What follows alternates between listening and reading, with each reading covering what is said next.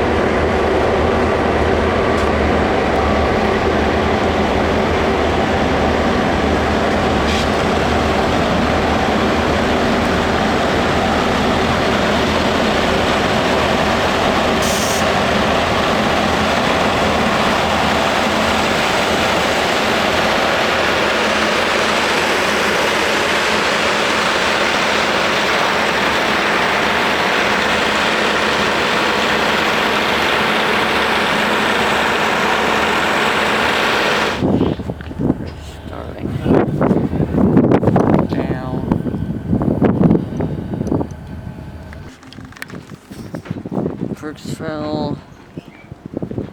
No, Perkinsville.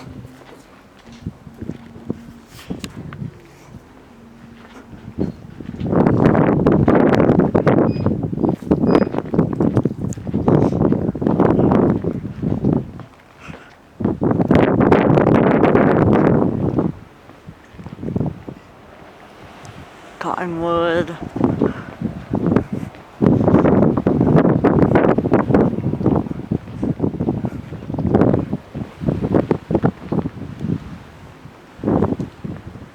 Scottsdale. There.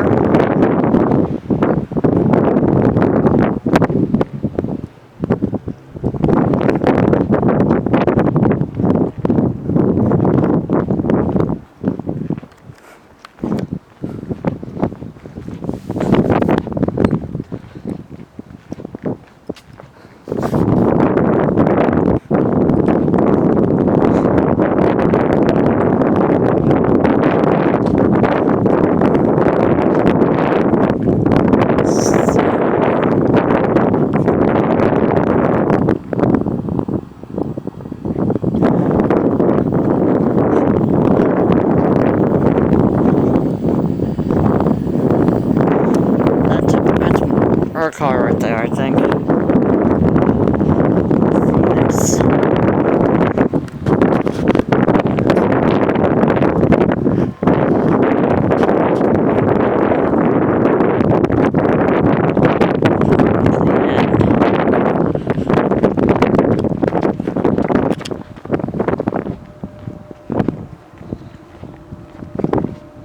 And Verde.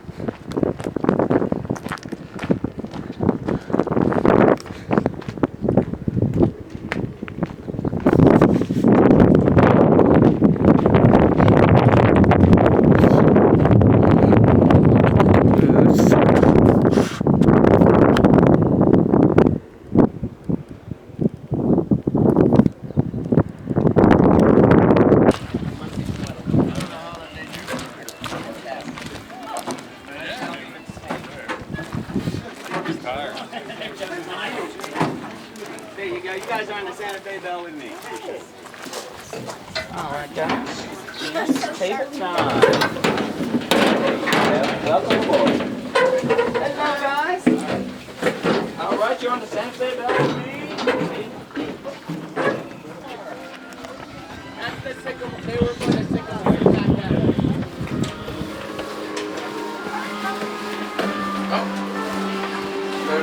Yay! It is my parents. Beautiful, beautiful. I'll put it right here.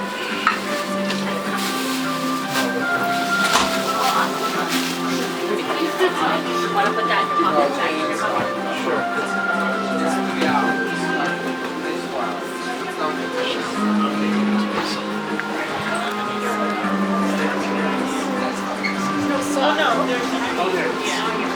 Is this ours? Let's see.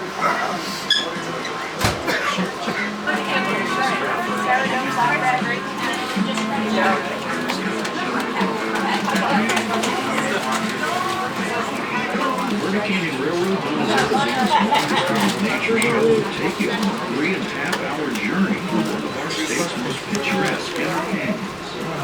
Along the way, I'll share a brief commentary on ancient civilizations, history, archaeology, and geology that make this canyon so appealing. I also hope to give you something to munch on. wildlife and waterfowl to share Verde Canyon with us. The terrain is a quarter-mile long, so the narration may not line up perfectly with what you see outside your window from an open-air viewing car. So we encourage you to purchase an inexpensive rail magazine available from your car attendants. The magazine has a milepost by milepost guide and many in-depth features on the route you'll be traveling. All of our car attendants are well versed in the journey, so if you miss something we've said in more detail, please ask one of them. Please be aware of our safety practices, which traction process will cover the precious and base metals left behind after the smelting process. Independent engineers have estimated that the present slag pile is comprised of 22 million tons of material containing approximately 0.50 ounces of gold per ton. It also holds silver, copper, high-quality iron, zinc oxide, and a ferrosilicon.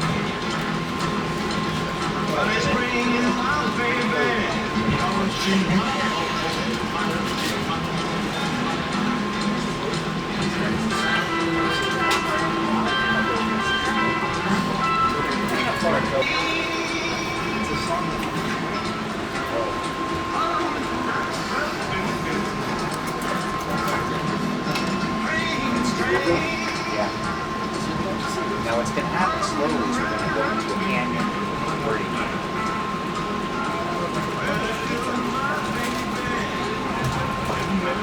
That's cool.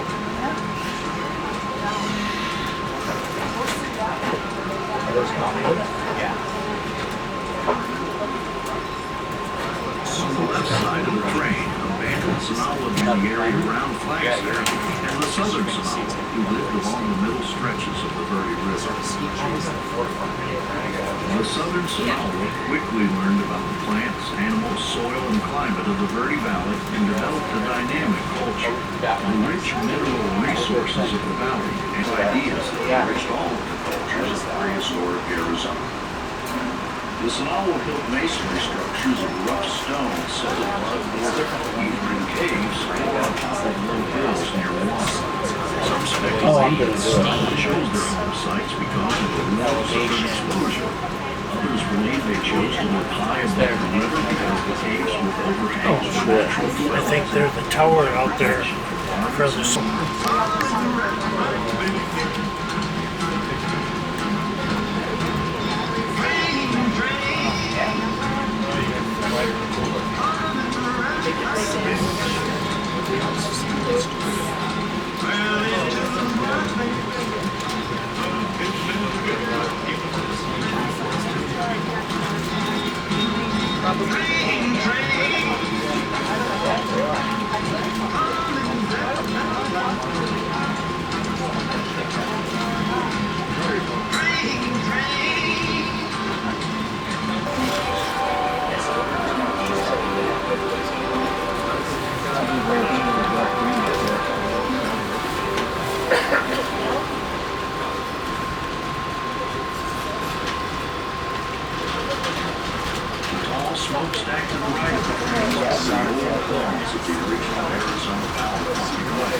down for good in the early 1960s and was replaced by a substation that can be seen on the far side of the river near Post 32.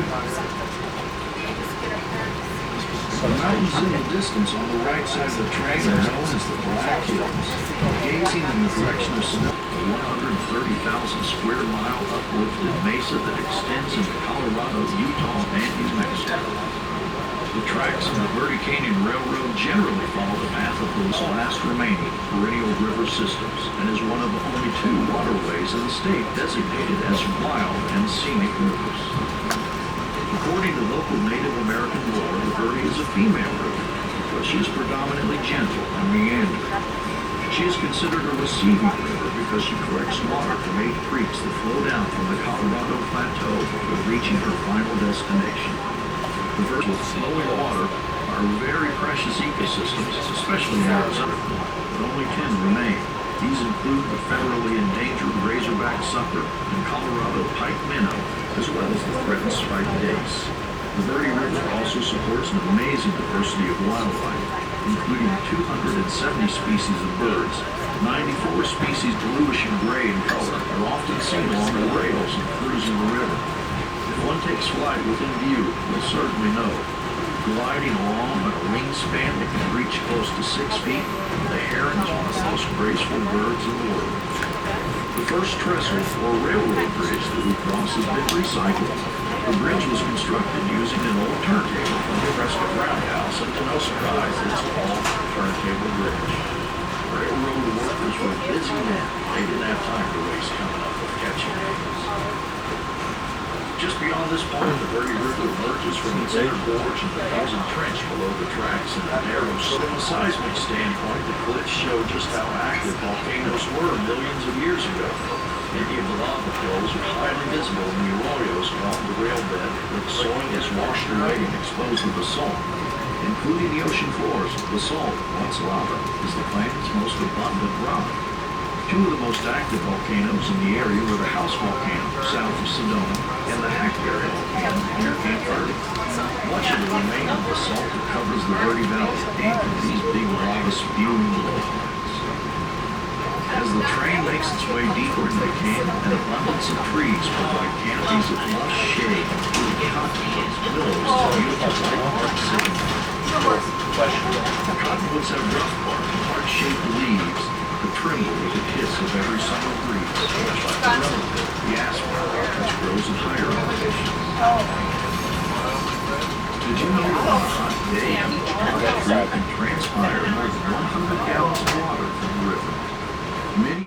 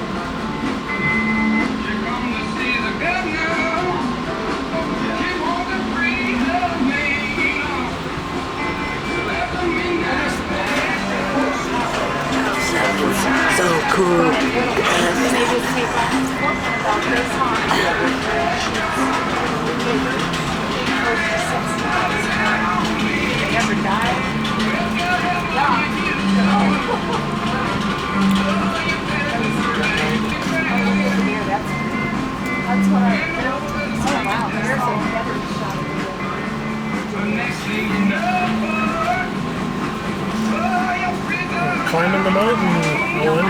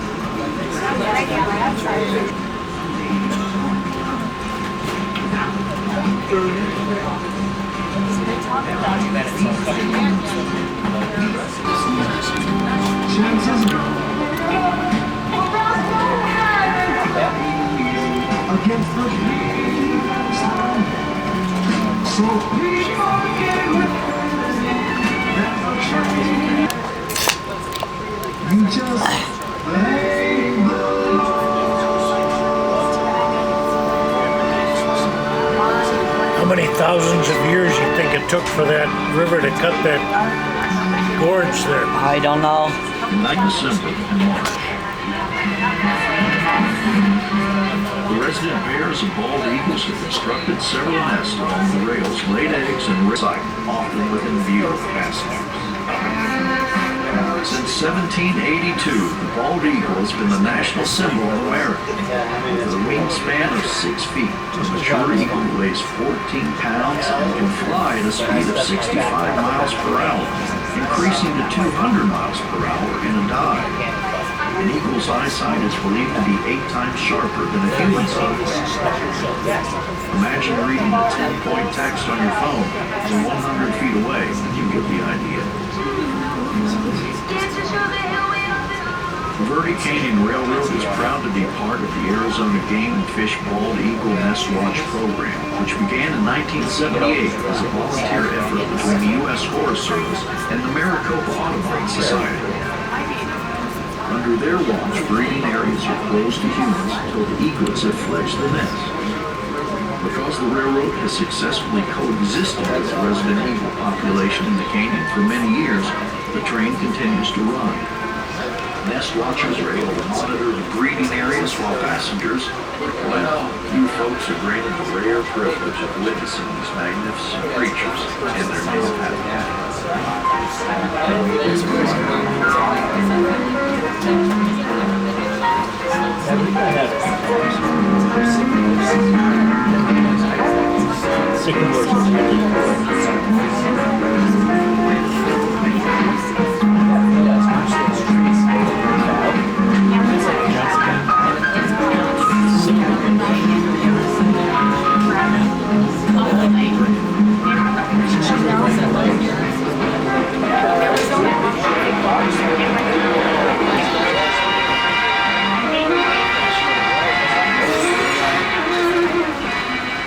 Looking to the bottom of the canyon on the right side of the train, one can see a large green pipe-like structure against a red cliff. This is a gauging station operated by the U.S. So we're going to do a horseshoe curve. To measure the flow of water in the river and determine how much water can be removed downstream. Near the top of the structure is a small platform. During the 100-year That's flood unit of right there. 1993, the level of the river was within about 1 foot of that platform. River valleys are by nature drainages cut into the Earth's crust by water flowing across the surface over long periods of time. Such is not the case in the Verde Valley. It's been formed and shaped by powers far greater than that of running water. The predominant force has been the energy generated by the shifting, slipping, sliding, pulling, pushing, rising, and falling of the enormous tectonic plates that define the world's landmass as well as the ocean floors. About 7, when one of those blocks, a keystone, but another force, known as volcanism, was released from the molten surface through its block and a large lake began to form. It was never a deep lake and often varied in size with a change in climate and precipitation. This caused widespread deposits of white limestone on the versus tilted at a sharp angle, the layers standing almost on end. Geologists refer to this kind of formation as a monocline. One example, what is called a fold. Buried deep under the Earth's crust, these layers of rock were heated to a point where they could be bent and twisted by a tremendous geological force, creating what geologists call a fault. The fold is a bend, the fault is a break. National Forest. Just past the mouth of the creek and tucked into the trees are the remnants of a cabin that unfortunately burned down in 2004. Mr. and Mrs. Packard homesteaded 60 acres sometime between 1890 and 1895. They irrigated 35 acres from the river, raised produce, and developed a trail to Jerome, where Mr. Packard sold his crops to the 15,000 residents eager for fresh vegetables. Unfortunately, he was known to be something of a womanizer. Finally, Mrs. Packard got fed up with being left alone to do all the chores while her philandering husband was out gallivanting. She forged his name on a quitclaim deed and sold the ranch right out from under him for $1,800. She purchased 2 horses and a rifle and lit out for parts unknown. Bless your heart, Mrs. Packard. Hope you found some well-deserved happiness. In the early 1900s, miners from Prescott staked a claim right behind the Packard Mesa and started mining for gold. It was called the Gold Tooth Mine. Today, the claim is still privately owned, even though we now know that it's unlikely that you'll find gold, silver, zinc, copper, or any other precious metal in sedimentary rock. But over a century ago, that didn't seem far-fetched. When it comes to gold, there are no crazy notions. If you believe that, I've got a map to a lost gold mine I'll be happy to sell you. Folklore, legends, and mysterious tales continue to circulate about gold in this canyon. One legend claims that there's a lost Spanish gold mine 5 to 10 miles east of Perkinsville in Sycamore Canyon. The year was 1581, 40 years since Coronado's fateful expedition into Arizona territory. Like every Spanish expedition, Antonio de Espaillos was in search of gold. Leaving the Rio Grande River behind, the expedition turned west, then southwest, into the rugged mountains of central Arizona. While most of the members of the expedition concentrated their mining efforts around Jerome, some of the team decided to prospect in the beautiful Sycamore Canyon. Jerome's mines didn't pan out for gold, but the prospectors in Sycamore Canyon had much better luck. The Spaniards reported the location on a map and eventually returned to Mexico City, loaded down with mineral specimens.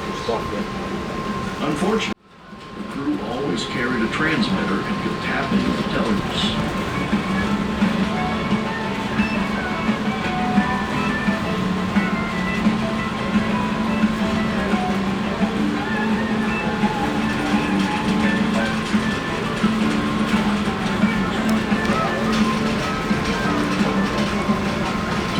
Is a large gray rock outcrop on the shoulder of the hill across the river. As the train starts into the curve, notice the rock structure. It bears a remarkable resemblance to the head of a certain pachyderm seen in profile. Notice its trunk curled and pointing into the air. No one's surprised, this is called elephant rock. The grayish blonde rock layer above the peaked sandstone is Martin limestone, whose large horizontal and vertical lines create a block appearance occurring from activity during the Devonian period from 345 to 405 million years ago. Also known as the Age of the Fishes, some layers of this rock contain a lot of organic materials.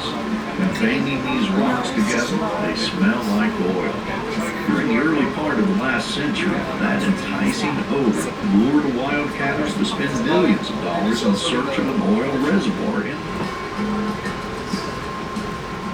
Just beyond the Sycamore siding to your right across the river is the Alvarez Ranch. It may not look like much now, but this homestead tells a remarkable story of human history in the Verde Canyon.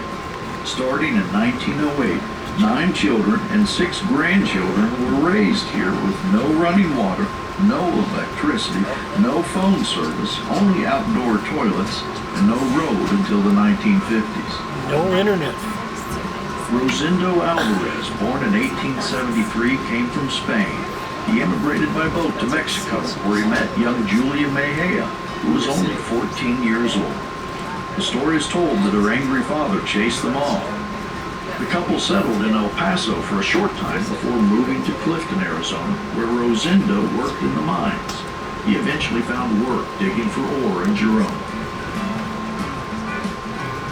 When the copper mine experienced a slowdown, Rosendo started looking for a new opportunity. He came across an abandoned homestead claim. The 60.5 acres along the Verde River had been settled by another family in 1904, but they decided the area was too rugged and moved on. In 1908, The resourceful Alvarez petitioned the Department of Interior to take over the claim. 2 sons were born in Jerome before the Alvarez family moved to the Verde River Ranch. The rest of the kids were all born on this lonely property. One of those children, Amelia, remembers looking through her parents' door to watch her mother squat in the corner and deliver her own babies and cut the umbilical cords. Julia had 9 children over a period of 18 years. The entire family participated in farming a variety of crops which were irrigated from an underground spring until Rosendo tapped water directly from the Verde River. The Alvarez raised cattle, pigs, sheep, chickens, turkeys, and horses. They fished the river and ate watercress that grew along the banks. Before the train tracks were completed in 1912, the Alvarez clan would use mules and wagons to carry goods to and from Clarkdale.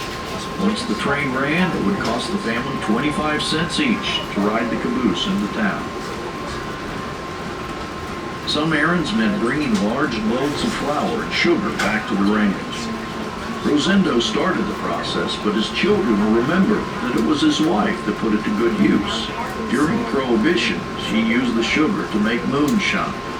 It wasn't exactly a secret operation, but the law never had much of a chance to stop it. When federal agents were on their way for a raid, Julia got a friendly warning from the train conductor loudly blowing his horn. Rosendo.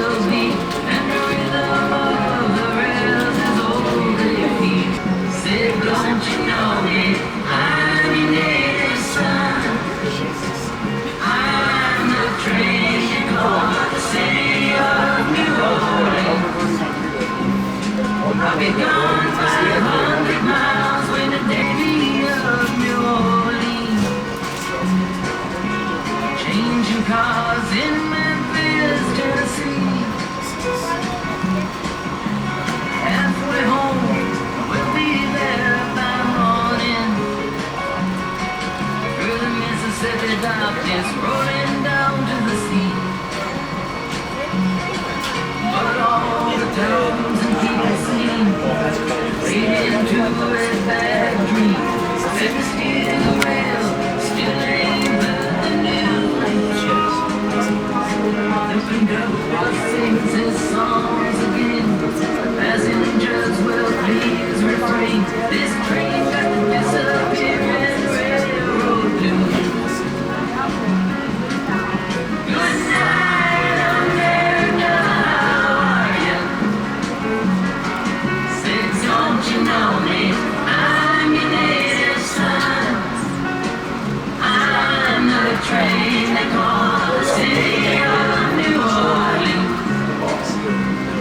I'll be gone 500 miles when the day is done.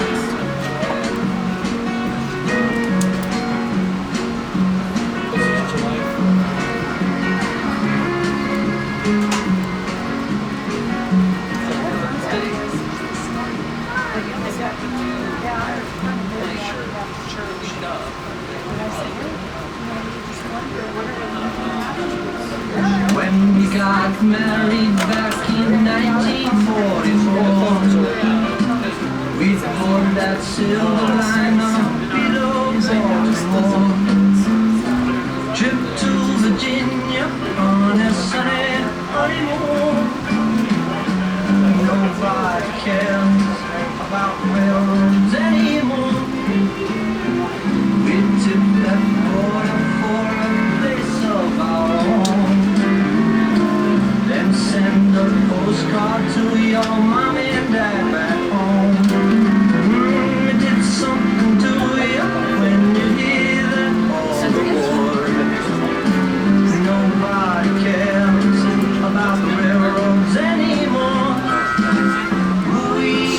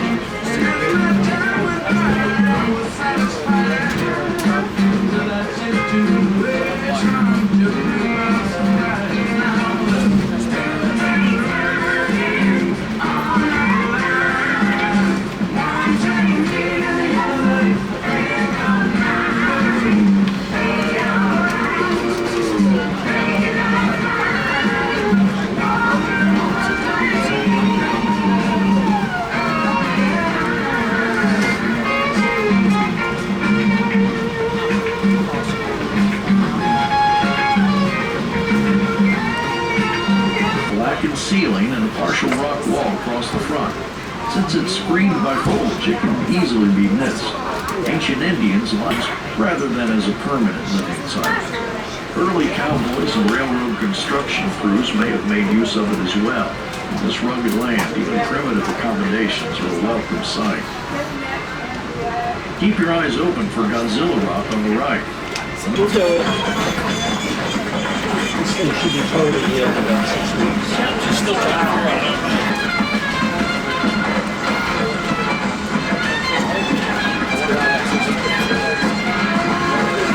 Happy with it.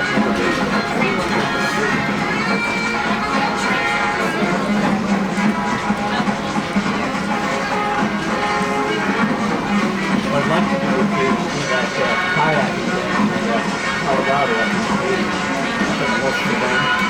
That was one of the coolest. That was cool.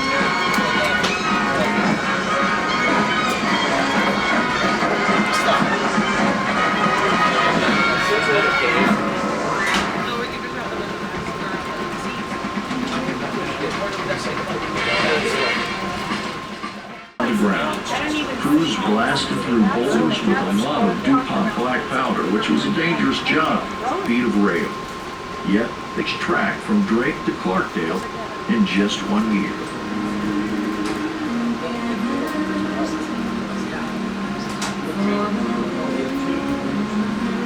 Sure you don't want to go outside? Yeah, I'm sure.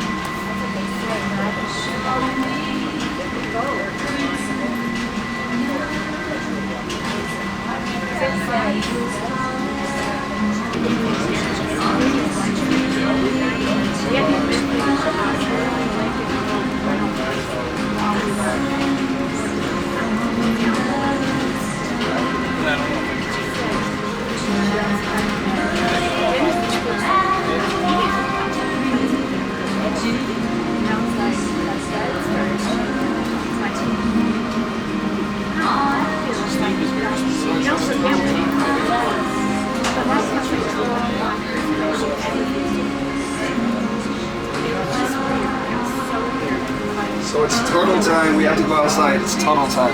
We're about to go through the tunnel. But I recommend going outside.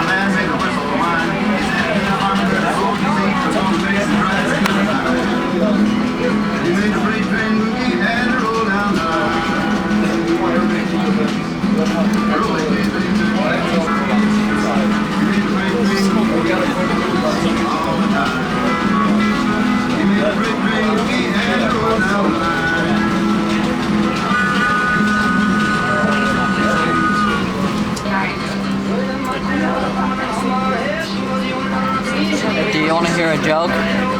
What? Why was the mannequin running? Banker. Why was the banker running? Because he was getting a run for his money. Okay. Do you get the joke?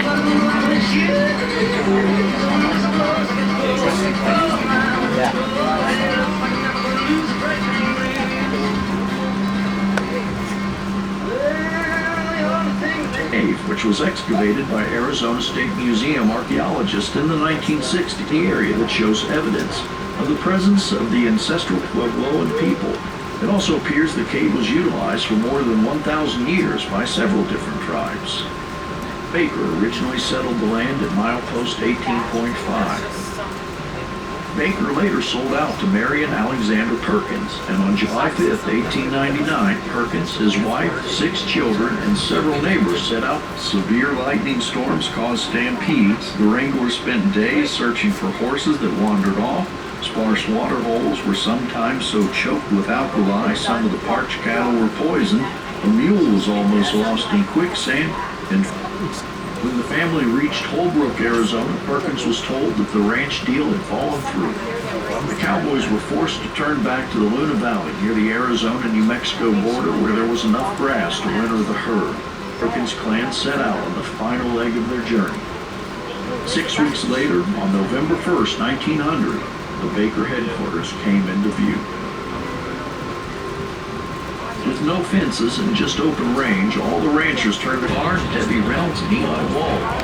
Rumor has it that the old water tower was blown up during the filming of one scene, only to have the footage end up on the cutting room floor. Penny was a noted cowboy poet and musician, as well as a skilled cattleman. He composed a song based on his experience of the track intersect with the Burlington Northern Santa Fe Railroad main line. That portion of the railroad is still used by the Clarkdale, Arizona Central Railroad for hauling freight to and from.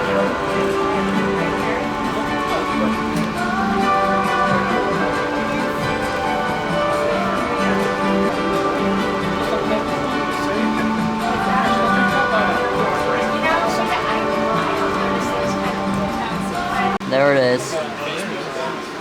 F units, yes, time to foam.